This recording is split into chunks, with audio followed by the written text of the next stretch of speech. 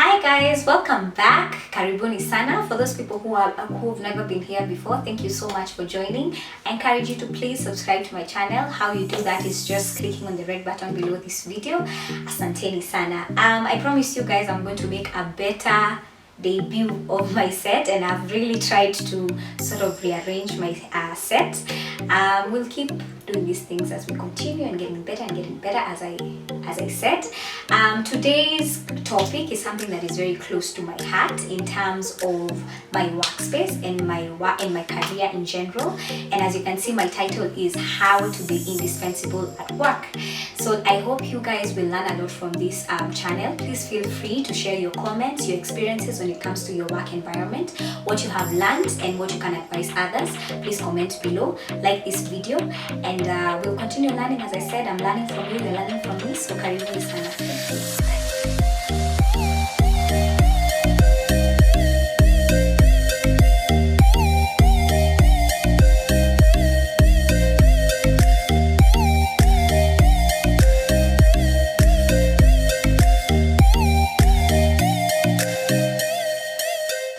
So indispensable, maybe most of you are asking themselves, what is indispensable? And it sounds like such a jargon, but clearly it is not. If you look it up at on the dictionary, you'll find that the meaning is very simple. It means absolutely necessary. And why I'm compelled to do this video is because I feel most of us are very shaky in our jobs when it comes to just knowing where are we needed, or rather where are we mostly needed in our workplaces. And this mostly goes to the young people, because most of the people in their 30s and mid 30s are sort of aware of what their strengths are and where they are most necessary, and are very now targeted to what they are looking towards in terms of their career and their career progression. For me, in terms of my work experience, a bit of background. My background is in marketing, specifically experiential marketing. And I can remember I started my career as way back as when I was 17 years. I think 17 and a half, because that's when I cleared Form 4. I met this lady who introduced me to activations. Yes, activations. You know the girls you find in the supermarket who give you flyers, those ones you lenga, those ones, yes, I see you, Madarao too. Anyway, yes, those were the girls that were me back in the day, and that's how I began my work career. And most of the people will not say it's a career, because maybe it's not the most posh position to be at, but it formed a foundation for me in terms of discovering my needs. Again, being the background phase. I was a journalism student. I'm mainly majoring in broadcast journalism, so mainly my career was to be on camera. But as I began to interact with marketers, and especially in experiential marketing, where I was doing activations and sales jobs, and I'm telling you, sales jobs are not easy, I realized that I had a strength. My strength was talking to people. I was very good in communication. I was very good in getting in touch with people's emotions, and just prompting them to make a sale, even if it was an impulse sale. So I remember slowly making the decision unanimously that I'm in journalism school, but I seem to be getting a lot of compliment when it comes to sales and marketing. And that's how I began to soul search in terms of what exactly am I meant to do. When I began my career, I progressed slowly but surely, but I made it very steady. And how did I make it steady?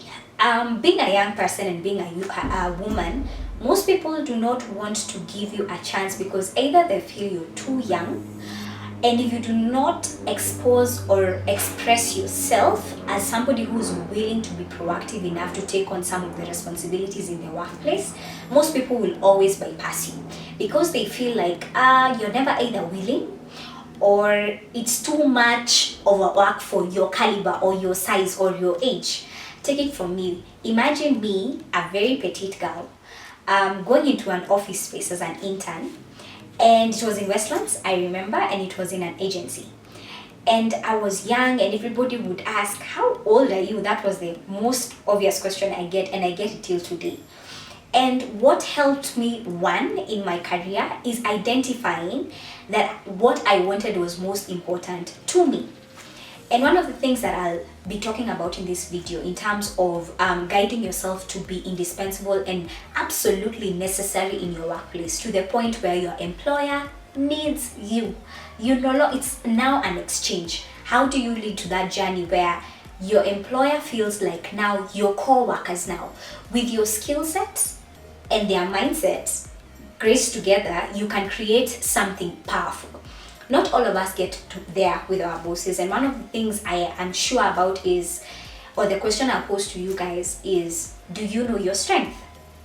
Most of the people in the careers they are in because of convenience.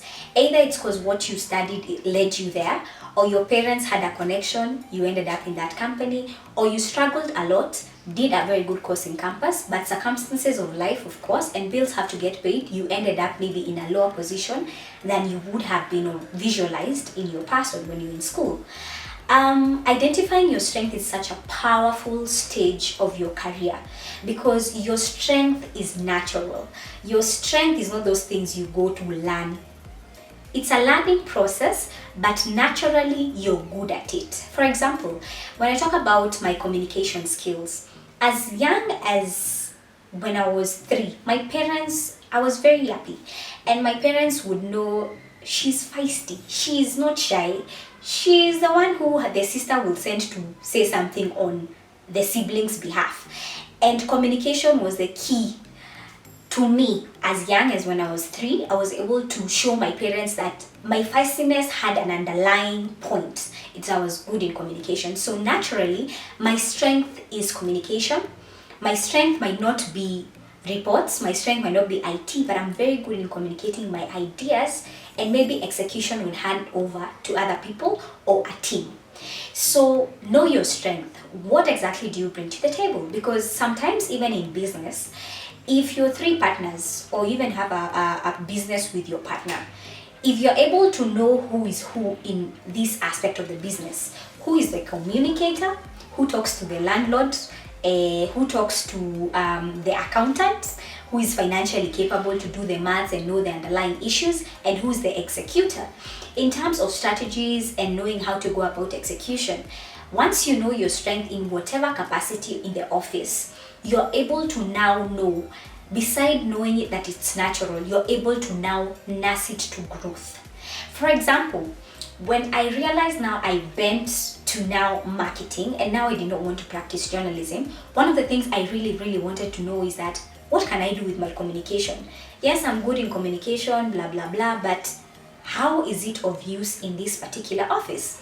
And one of the things I really suffered from was confidence issues, because I was the youngest in the office.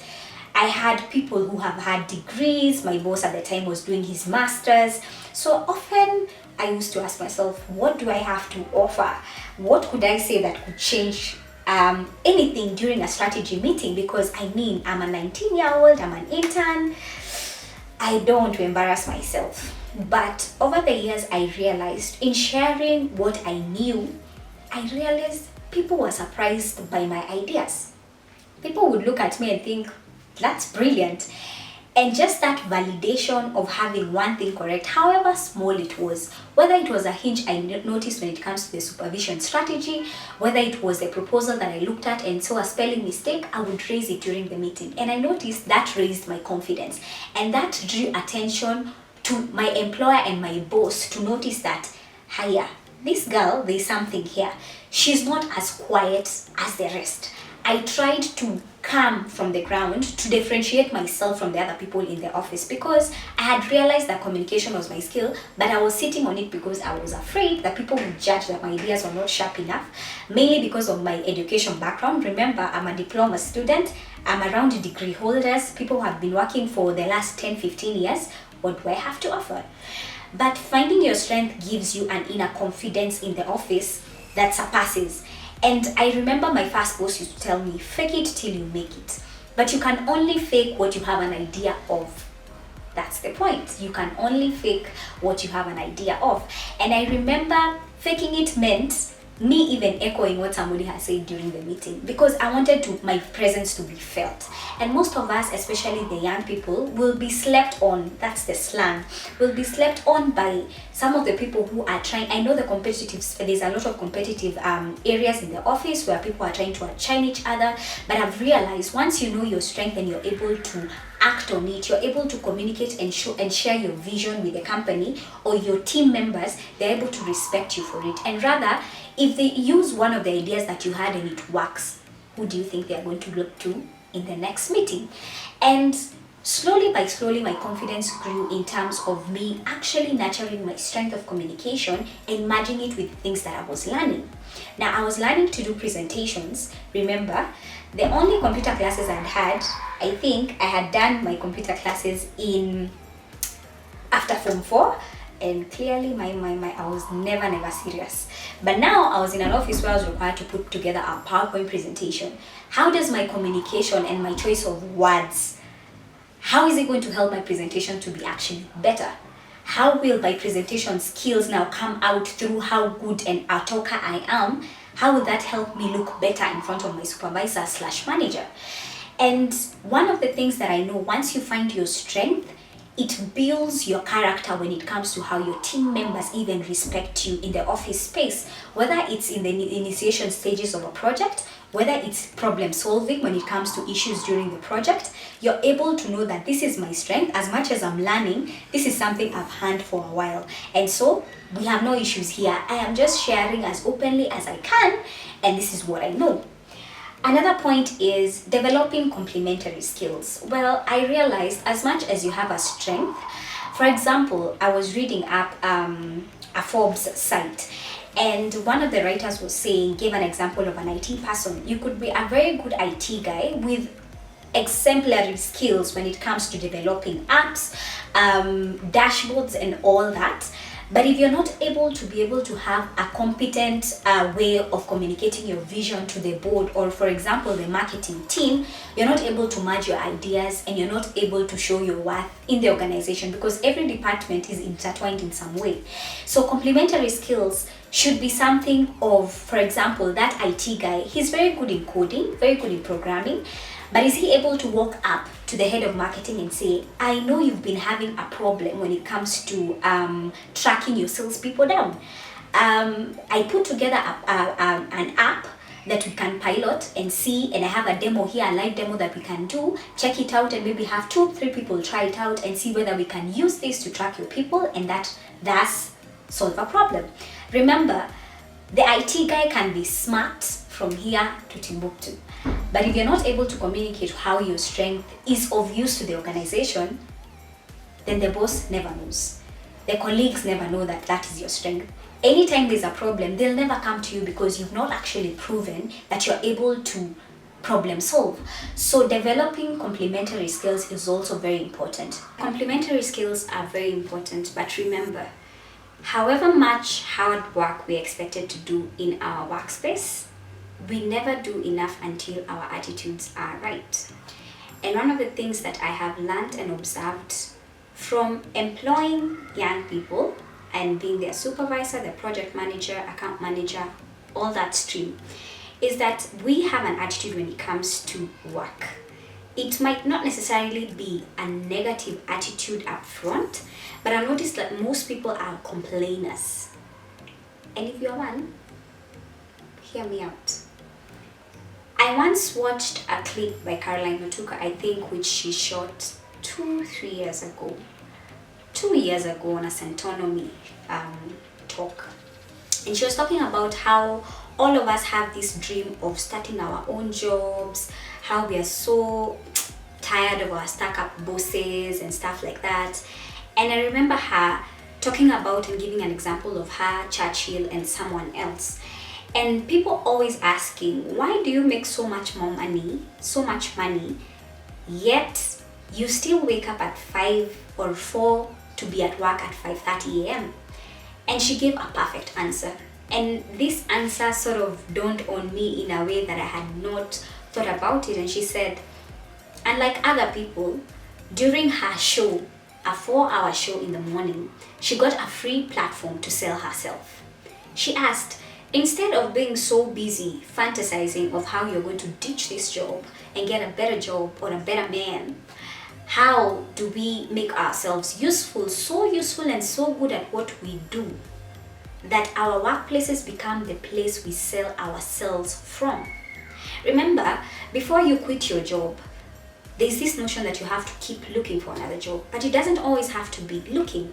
Jobs can also look for you, but jobs only looks for people who stand out in their careers, how they progress throughout their journeys in terms of the KPIs they are able to take up, in terms of their attitude of work. Because remember, your supervisor, your manager assesses you in two ways: the execution part and you and your persona.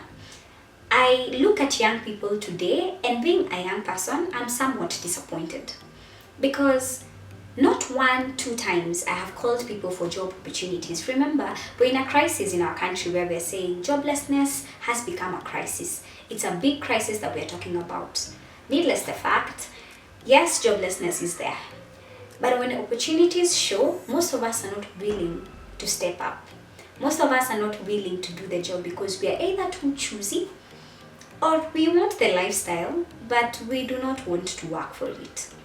Young people often say, if you get an opportunity, please tell me. And their parents are beckoning, oh my God, I want my daughter to have a job. I have this, I have that. She's been job hunting for a period of 6 years. Oh my God, I need her to have something. But it is one thing to get a job and it's another to keep it. One of the things that I have learned working with young people is that being jumpy never helps us. It also creates this notion towards the younger people that we do not want young people working for us. One, they are never settled. They never know what they want. And true to it, I kind of concur. It's a debate we are willing to have because one of the young people who maybe have helped one time or two times get a job, the first question they'll ask you is, sasa na hiyo job inataka niamke mapema? Why? What it is? Crickets. Because I'm thinking, if you're desperately looking for a job, the list of your concerns should be waking up at 6 a.m. to be at the office at 8. And our generation is failing us, and so is the government. But I will go back to the video that I was talking about. When Carol talked about us being complainers and whiners about the economy and everything. Remember, everyone is looking for an opportunity for themselves. Our attitude speaks volumes when it comes to the actions we portray. You might be desperate for a job and your dad seeks out a job for you, helps you look for a job, hooks you up with his friend who has a law firm, but it is you to determine how long that law firm will serve you, or rather, how long you will serve the law firm. Our attitudes are everything when it comes to the workspace, and if you look closely at the people who never grow in their careers, it's because of their attitude. Some people have been in careers for years and never progress. The spirit of I'm content. Something ailing across board when it comes to ages. People are too fearful to chase their dreams, or rather, their ambitions. I feel most young people are willing to talk and say, I have an issue when it comes to getting a job, I'm never lucky, it never stands out. This could be true. I'm only addressing the people who have a nasty attitude towards work. If you're a complainer at work and your supervisor knows you're not the one to be called when there's an extra assignment, you're not the one to volunteer when it comes to key projects, you're not the one to ever grow your skills, all you do is come to work. Your KPIs is from 1 to 6. When 6 is done, you clock out, you leave. Don't mistake me. I'm not saying I want to be the person who gets to work at 6 a.m. and leaves at 6 p.m. No. In fact, those who worked with me know I'm very time oriented in terms of the quality of work. If you've worked with me before, you know I'm not the kind of person who is very strict on time, but your quality of work is what I look for. Same to the person who had employed me. He taught me how to teach myself about quality of service. It's not about the many hours you spend. And young people think you're complaining because this job owes you something. The world owes us nothing. And I had a hard, tough learning of that when I realized if you do not grab your opportunities in your workplace, at your home, in your relationship, in any aspects of your life, if you do not grab your opportunities, imagine no one will. No one is coming to save you. There is no Superman, Spider-Man, any Batman coming to save you or whisk you away from the issues in your life. I know this for a fact because I have practiced it, and why I chose this heading of being indispensable at work is because I felt like in my short career, which I did from 19 all the way to when I was 24, I was able to practice some of these things. One of the things that I realized, and I've written some pointers here to sort of give us a close look at what we need. A good attitude is something we can never run away from. It's about how early you wake up, but yet again, it's also about if you wake up, what exactly are you doing? Because I worked in an office before where people used to have a tussle about why are you always coming an hour late, why this, why that. And I'm a firm believer that an employee can come to the office earlier than me and do nothing. I would come 30 minutes in late, I would sit where my laptop is or where my job desk is. I will work for a period of 3 hours and do the most productive work as compared to a person who's been on YouTube in the office a whole day. So shifting our mindset from quantity to quality will also grow us a lot. Because if you're able to plan your day properly, if you're able to draw up a plan and know yourself in terms of your productivity, when are you most productive? You've identified your strength, you've developed complementary skills. When are you most useful? It's a lie if anybody ever told you you're useful from 8 to 5. It's a lie. It's a lie. No one is ever useful. You'll find some people are useful during the morning, and that's why most people will be stuck in traffic very early because they know the compact. They know if I go sit have my breakfast in the morning in the office at 8 and start my job at 8:30, by the time 11:30 is reaching, I've done so much, I've covered so much, and in the afternoon I can plan my day for tomorrow. There's another person who says, during the morning I'm a bit scaled up, I might attend a meeting or two, but that's not, my creative juices are still not up and running. But during the afternoon, which is rare because most people after lunch, they're gone. But it's for you to identify when are you most useful. For example, for me, I cannot do a proposal in the office. I cannot. I can appear at the office and appear to work and I have a proposal with a deadline of Tuesday, but until I am alone somewhere with my laptop, with earphones on, that's when my creative juices flow. That's when my creativity comes out the most. I'm able to identify that because I sat and studied myself. And there's no need to lie to myself that, nisaka hapa na watu nifanye proposal. Because trust me, that proposal will be diluted. So, what have you studied about yourself? You see, the minute your employer identifies that you have identified your strengths, you have a strong term, or rather a complementary skill that is helping you push an agenda or different agendas in the office, that gives you a spike. Another thing, help your manager, help your supervisor, do some things. A secret, guys, I read somewhere on the Forbes, was it Forbes? Women Forbes, I think, and said, look for something your boss doesn't know how to do. You know, some people think that bosses or employers rather are heroes. They are superpowers, they know everything. No, they don't. There is a weakness that your employer has, that your boss has. They either can't do it or can't do it well. That's a gap that you need to fill. If you want to be indispensable at your workplace, be a tool to your boss.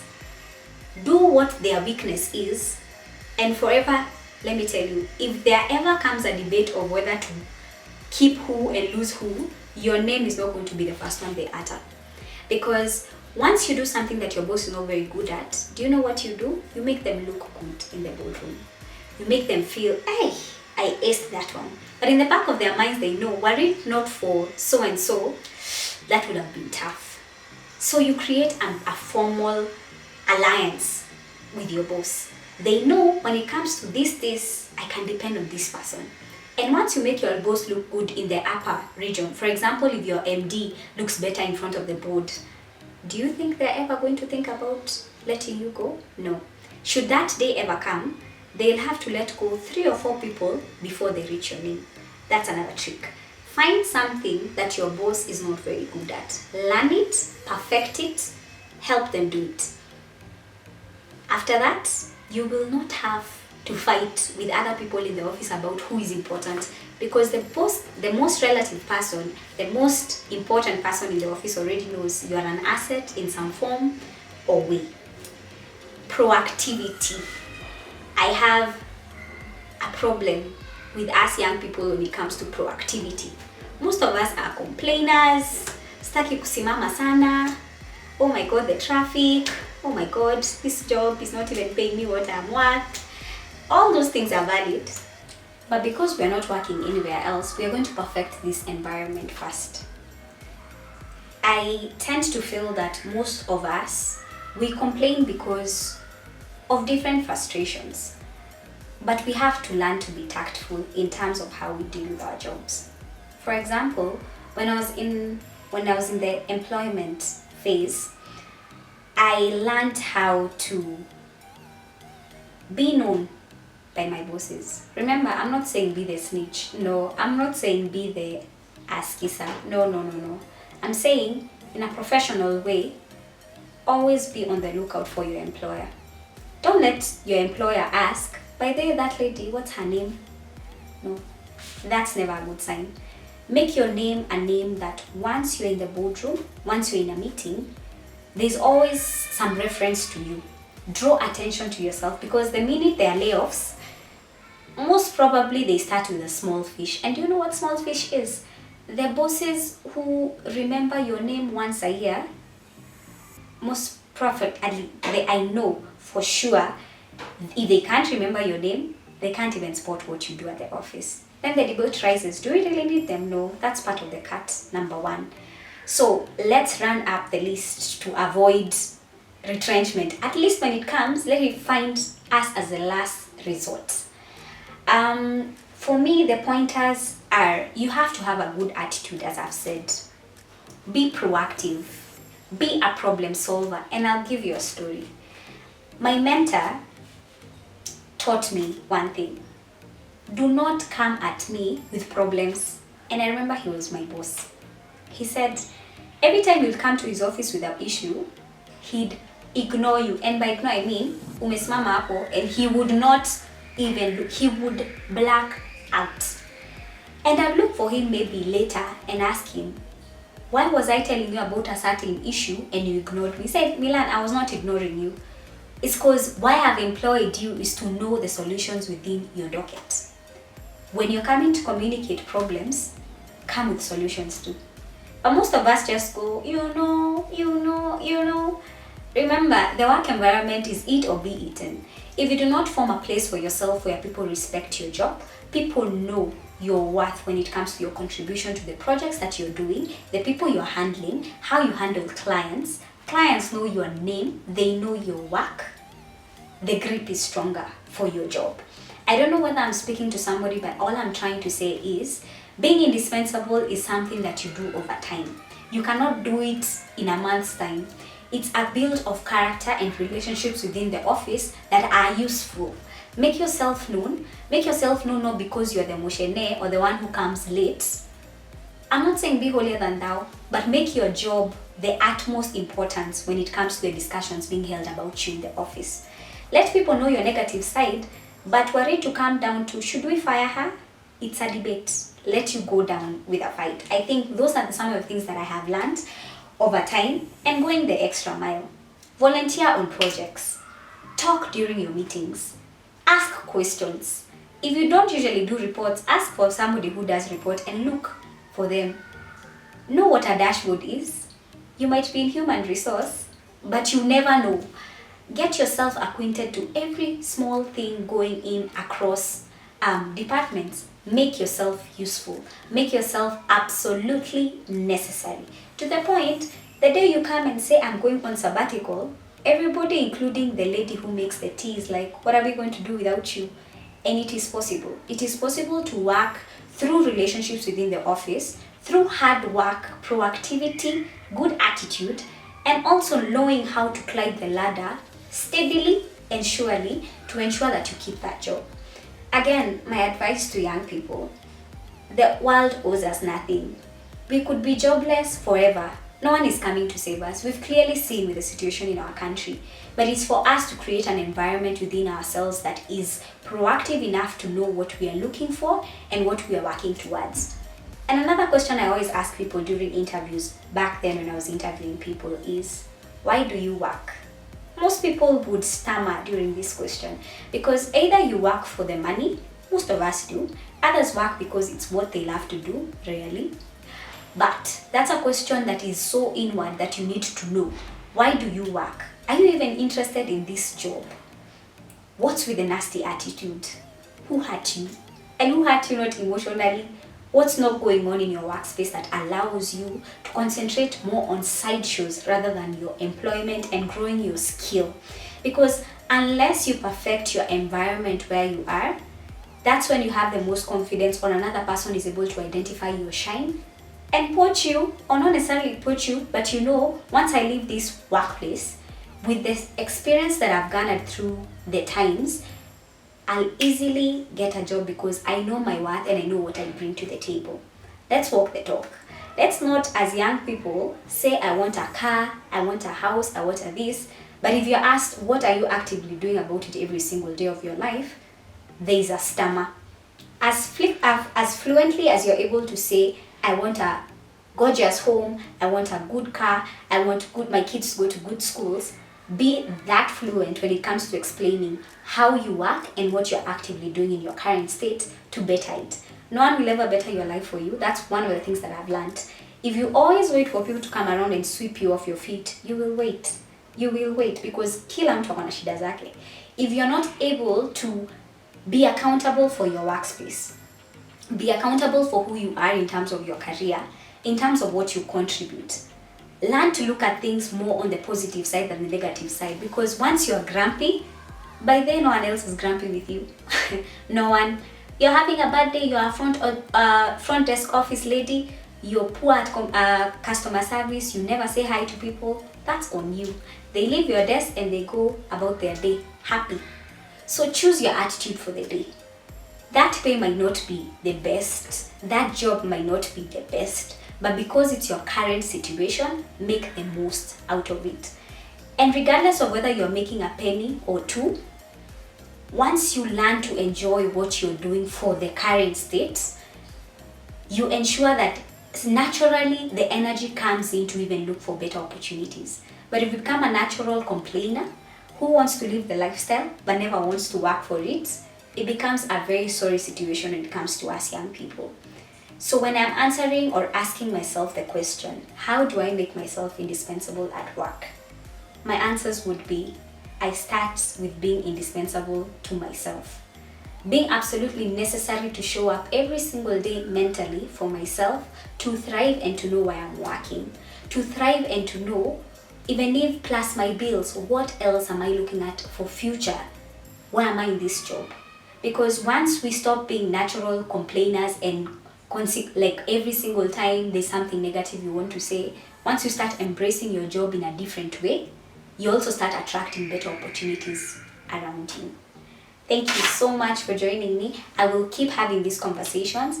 Remember, I'm not giving this advice as a professional human resource person, but throughout my career in experiential marketing, which gives me an exposure to a lot of people in different calibers, whether it's in the managerial world, whether it's in finances, that's the accountants, whether it's the salespeople on the ground and the brand ambassadors, I've been able to gather different attitudes and different observations that young people have that we need to work on. Before we blame the government, before we blame our parents, before we blame the education system, we need to look within ourselves and know, in my current situation, am I doing the best I can? And if I am, be patient enough and work smarter.